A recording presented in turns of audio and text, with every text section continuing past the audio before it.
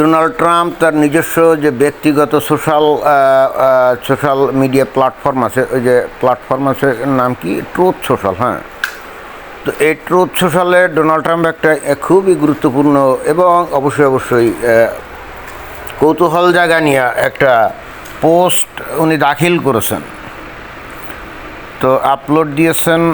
তো সেই পোস্টটা কি খুবই গুরুত্বপূর্ণ এবং মনে হচ্ছে এই এক মাস পর এসে এই ইরান আমেরিকা যুদ্ধের একটা নাটকীয়তার দিকে মোড় নিচ্ছে। এখন যে যাই ভাবুক, অনেকে ইরানের পক্ষে, অনেকে আমেরিকার পক্ষে। মমিন মুসলমানরা স্বাভাবিকভাবে ইরানের পক্ষে, আর যারা অমমিন মুসলমান অর্থাৎ অমুসলিম তারা ডোনাল্ড ট্রাম্পের পক্ষে। তো এই হলো ঘটনা। তো তার মধ্যে ডোনাল্ড ট্রাম্প যে ট্রুথ সোশ্যালে যে বক্তব্য পেশ করেছেন সেটা হলো এরকম: Iran's new regime president, much less radicalized and far more intelligent than his predecessors, has just asked the United States of America for a ceasefire. We'll consider when Hormuz Strait is open, free and clear. Until then, we are blasting Iran into oblivion, or as they say, back to the stone ages. President Donald J Trump. তো এটার মানে কি? এটার মানে হচ্ছে মানে ওই ইরানের যে নতুন প্রেসিডেন্ট, আসলে নতুন না, প্রেসিডেন্ট তো আগেরই, জাস্ট যেহেতু সেখানকার ইসলামী রেজিমের সব নেতাগুলো সব মারা গেছে, এখন বেঁচে আছে শুধুই মাত্র সেখানকার প্রেসিডেন্ট মাসুদ পেজেশকিয়ান। তো তার কিন্তু একটু প্রশংসা উনি করলেন। উনি বললেন যে এই ব্যক্তিটা মাস লেস রেডিকালাইজড, অর্থাৎ কম মৌলবাদী, অনেক কম মৌলবাদী এবং অনেক বুদ্ধিমান। তার যে উত্তরসূরিরা ছিল, উত্তরসূরি বলছি, তার যে পূর্বসূরিরা, প্রিডিসেসর্স অর্থাৎ পূর্বসূরি আর কি, তার আগের যারা ছিল আর কি, তাদের থেকে অনেক কম মৌলবাদী এবং তাদের থেকে অনেক বেশি বুদ্ধিমান। তো এই মাসুদ পেজেশকিয়ান ডোনাল্ড ট্রাম্পের কাছে প্রস্তাব পেশ করছে এই সিজফায়ারের জন্য প্রস্তাব করছে, কিন্তু ডোনাল্ড ট্রাম্প বলছে উইল কনসিডার, মানে এই সিজফায়ার কনসিডার করব যখন হরমুজ স্ট্রেট খোলা থাকবে, মুক্ত থাকবে এবং পরিষ্কার থাকবে। যে পর্যন্ত না সেটা হবে আমরা মানে এমন ব্লাস্টিং করব, অর্থাৎ এমন বিস্ফোরণ আমরা ঘটাতে থাকবো বা ঘটাবো যে ইরান একেবারে বিস্মৃতির তলায় তলিয়ে যাবে, অর্থাৎ দুনিয়ার মানুষ ইরানকে ভুলে যাবে, অথবা যেটাকে তারা বলতে পারে যে ইরান একেবারে স্টোন এজ অর্থাৎ প্রস্তর যুগে ফিরে যাবে।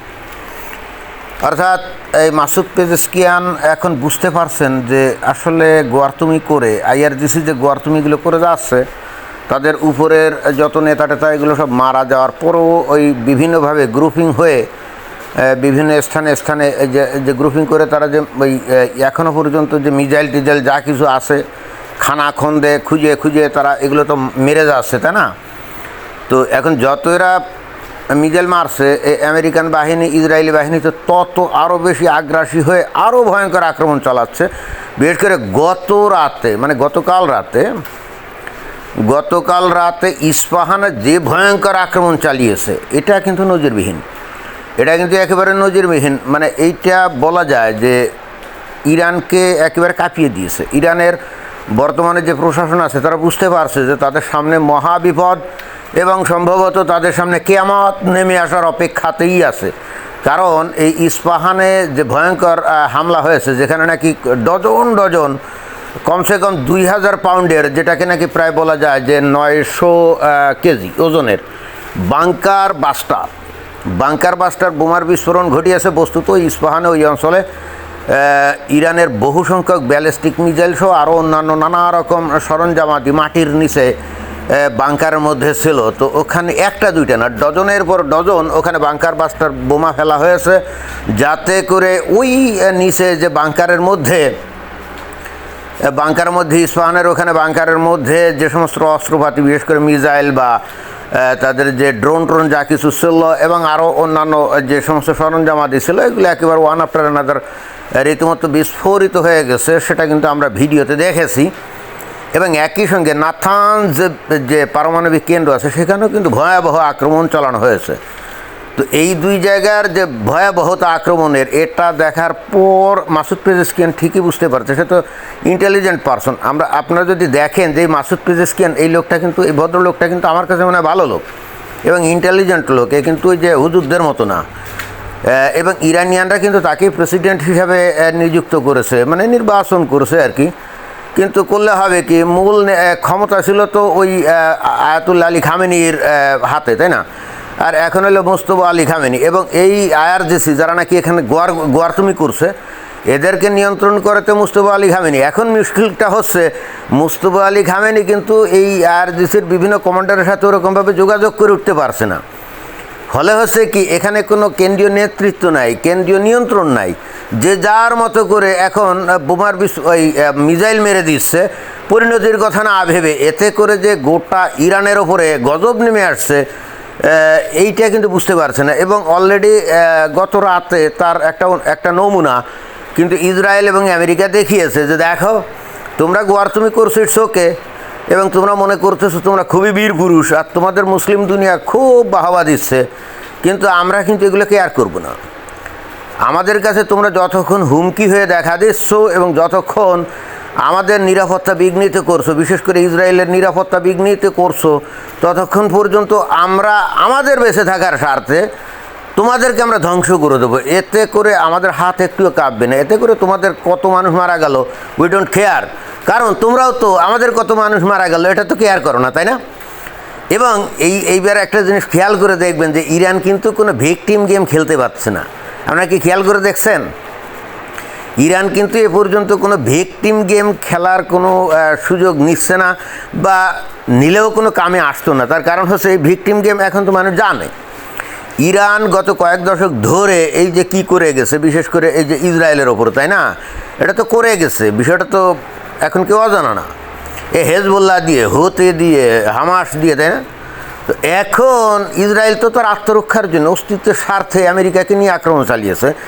এখন এই ইরানিয়ান রেজিম কিন্তু বলতে পারছে না যে আমাদেরকে মেরে ফেললো, আমাদেরকে কেটে ফেললো, না, বরং তারা যেভাবে পারে রেজিস্ট্যান্স করছে এবং তারা দুনিয়ার অর্থনীতিতে ধস নামানোর জন্য হরমুজ স্ট্রেইটের উপরে তারা একটা নিয়ন্ত্রণ আরোপ করছে যে এখান দিয়ে কোনো জাহাজ যেতে দিবে না। হ্যাঁ, এইগুলা করছে, করে গোটা দুনিয়াকে বিপদে ফেলে। বস্তুত ইরানিয়ান রেজিম চিন্তা করছে সারা দুনিয়া যদি অর্থনৈতিকভাবে বিপদের মধ্যে পড়ে তাহলে সারা দুনিয়া আমেরিকা এবং ইসরায়েলকে চেপে ধরবে যে তোমরা যুদ্ধ থামাও। কিন্তু এখানে ইরানি রেজিম ভয়ঙ্কর রকম ভুল করছে। সারা দুনিয়ার অর্থনীতি গোল্লায় গেলেও আমেরিকা এবং ইসরায়েল এখানে থামবে না, এই জিনিসটা ইরানি রেজিম বুঝতে পারছে না। থামতো যদি ওই যে পশ্চিমা যে ন্যাটোভুক্ত দেশগুলো যদি আমেরিকার সাথে যুক্ত হয়ে এসে যদি এই হরমুজ স্ট্রেইটে যে ব্লকেট জারি করছে এই যে ইরান, এটাকে যদি অবলিটারেট করে দিত তাহলে হয়তো বা কাজ দিত। কিন্তু যেহেতু ওরা বলছে আমার এখানে বিমান নামতে পারবা না, আমরা যুদ্ধে যোগ দিচ্ছি না, হ্যান ত্যান হাবি যাবি, তো তখন ডোনাল্ড ট্রাম্পেরও কোনো ঠেকা নাই যে তোমাদের দেশে তেল গেল নাকি না গেল এইটা আমি খেয়াল করব। আর ওই জায়গার তেল তো আমেরিকার দরকার নেই। ইন্টারেস্টিং ব্যাপার হলো এটাই, এবং আগেও একটা ভিডিওতে আমি বলেছি যে আমেরিকা হলো সেলফ সাফিসিয়েন্ট কান্ট্রি, তাদের তো মধ্যপ্রাচ্যের তেল, ওই হরমুজ স্ট্রেইটের তেল দরকার নেই। অর্থাৎ ওই ইউরোপের দেশগুলো বা অন্যান্য দেশগুলো তোমরা তেল ফাইলে নাকি না ফাইলে এতে তো আমাদের কিছু যায় না। আমাদের শত্রু, আমাদের উপরে হুমকি সৃষ্টিকারী এবং আমাদের উত্ত্যক্তকারী, আমাদের ধ্বংস কামনাকারী এবং ধ্বংস করে দেওয়ার উদ্যোগ গ্রহণকারী এই ইরানি রেজিমকে আমরা এই দুনিয়ায় থাকতে দেব না। অলরেডি কিন্তু তাদেরকে মেরে কেটে সাফা করে দিয়েছে, তাই না? যারা নাকি ইরানে এই ইসলামী রেজিম চালু করছিল তাদের কিন্তু কেউ এখন আর বেঁচে নাই, কিন্তু তারপরও ওই আইআরজিসি ফাজলামি করছে, পরিণতির কথা না ভেবে তারা কিন্তু বিশ্বাস করে বসে আছে।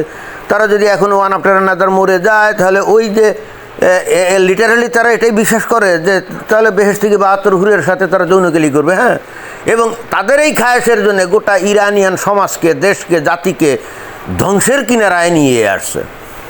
তো এখন দেখা যাক মাসুদ পেজেশকিয়ান, হ্যাঁ উনি আসলে আমার কাছেও মনে হয় অনেক লিবারাল এবং একজন ইন্টেলিজেন্ট পারসন, কিন্তু এই আইআরজিসি, আয়াতুল্লাহ আলী খামেনি, এই ধর্মীয় নেতা এদের কারণে আসলে এই মাসুদ পেজেশকিয়ান অনেকটাই ক্ষমতাহীন ছিল। অনেক কিছু হয়তো উনি করতে চাইছেন কিন্তু পারেন না। এই ভদ্রলোকটাকে আমিও পছন্দ করি, আমার কাছে মনে হয় he is a progressive person. কিন্তু প্রোগ্রেসিভ পারসন হলে হবে কি, ওখানকার ক্ষমতা নিয়ন্ত্রণকারী যে গোষ্ঠী তারা যদি ভয়ঙ্কর ফান্ডামেন্টালিস্ট ফ্যানাটিক হয়, তাহলে একজন ব্যক্তি কি আর কোনো কিছু করতে পারে? তো এখন যেহেতু ইস্পাহান এবং নাথানজে ভয়াবহ হামলা চালিয়েছে গত রাতে, এবং এতদিনের মধ্যে গত 1 মাসের মধ্যে এটাই ছিল সবচেয়ে ভয়াবহ হামলা, যেটা কিন্তু ইরানের ওই আমার মনে হয় যে আইআরজিসি লোকজনের হৃদয় মানে হৃৎপিণ্ড কাঁপিয়ে দিয়েছে, এবং তারা বুঝতে পারছে যে পরিস্থিতি যা তারা ভাবতেছিল ওই হরমুজ প্রণালী বন্ধ করে দিয়ে যে ধান্দার তারা করতে চাইছিল এটা কামে দিবে না। দরকারে আমেরিকা ইসরায়েল ইরানকে মাটির সাথে মিশায়া দিবে, কিন্তু ওই হরমুজ স্ট্রেট নিয়ে ব্ল্যাকমেল করবে আর আমেরিকা পাত্তাড়ি গুটিয়ে ভেঙে যাবে, সেটা হবে না। তো যাই হোক, দেখা যাক। এখন মাসুদ পেজেশকিয়ান বলছে একটা সিজফায়ার করার জন্য। এখন ডোনাল্ড ট্রাম্পের তো কিছু আছে, শর্ত টর্ত আছে, তাই না? দেখি হরমুজ স্ট্রেট যদি খুলে মিলে দেয়, তারপরে হয়তো বা 2-1 দিনের মধ্যে বা 2-1 সপ্তাহের মধ্যে হয়তো আলাপ আলোচনা করে একটা সিজফায়ার হবে, একটা চুক্তি হবে, সারা দুনিয়া বেঁচে যাবে আর কি। এবং যত তাড়াতাড়ি সেটা ঘটে ততই মঙ্গল, এবং যত তাড়াতাড়ি সেটা ঘটবে ততই ইরানিয়ানদের জন্য মঙ্গল, সাধারণ ইরানিয়ানদের জন্য মঙ্গল। তো আমরা অপেক্ষায় থাকলাম নাকি? ধন্যবাদ।